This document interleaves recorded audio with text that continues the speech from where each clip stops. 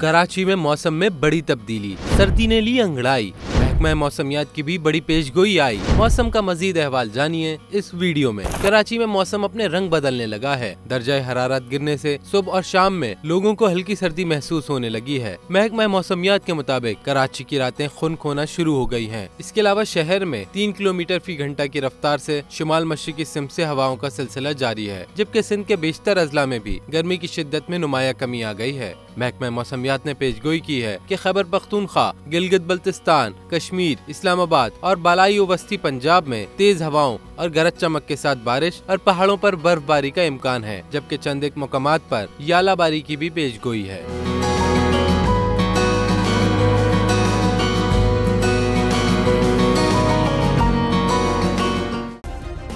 Subscribe करें और bell दबाएं ताकि कोई खबर रह न जाए।